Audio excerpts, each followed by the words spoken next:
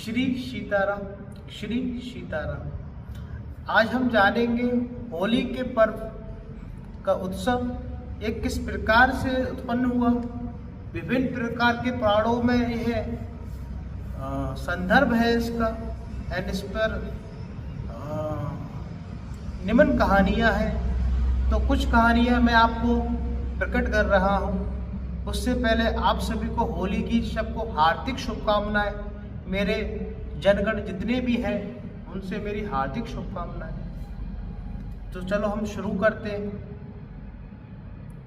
आरंभ करते हैं। होली भारत के सबसे पुराने पर्व में से एक है। यह कितना पुराना है इसके विषय में ठीक जानकारी नहीं है, लेकिन इसके विषय में इतिहास, पुराण व साहित्य में अनेक कथाएं मिलती हैं। इस कथाओं पर आधारित साहित्य और फिल्म में अनेक दृष्टिकोण से बहुत कुछ कहने के प्रयत्न किए गए हैं, लेकिन हर कथा में एक समानता है कि असत्य पर सत्य की विजय और दुराचार पर सदाचार की विजय और विजय को उत्सव मनाने की बात कही गई है। इसी को हम एक कहानी के रूप में समझेंगे, जो कि कहानी है शिव पार्वती और कामदेव की कथा।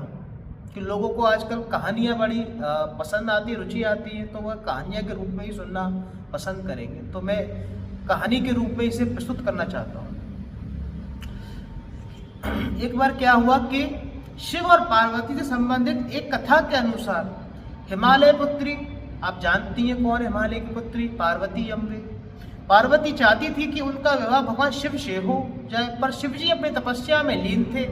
कामदेव पार्वती की सहायता को आए, उन्होंने पुष्प बाण चलाया और भगवान शिव की तपस्या भंग हो गई। शिव जी को बड़ा क्रोध आया और उन्होंने अपनी तीसरी आंख खोल दी। उनके क्रोध की ज्वाला में कामदेव का शरीर भस्म हो गया। फिर शिव जी ने पार्वती को देखा, पार्वती की आराधना सफल हुई और शिव जी ने उन्हें अपनी पत्नी के रूप में स्वीकार कर लिया। इस कथा के आधार पर होली की आग में वासनात्मक आकर्षण को प्रतीकात्मक रूप से जलाकर सच्चे प्रेम की विजय का उत्सव मनाया जाता है। एक अन्य कथा के अनुसार कामदेव के भस्म हो जाने पर उनकी पत्नी रति ने विलाप किया और शंकर भगवान से कामदेव को जीवित करने की गुहार की। ईश्वर प्रसन्न हुए और उन्होंने कामदेव को पुनर्जीवित कर दिया। यह दिन होली का दिन होता है। आज भी रति के विलाप को लोक संगीत के रूप में गाया जाता है और चंदन की लकड़ी को अग्निदान किया जाता है, ताकि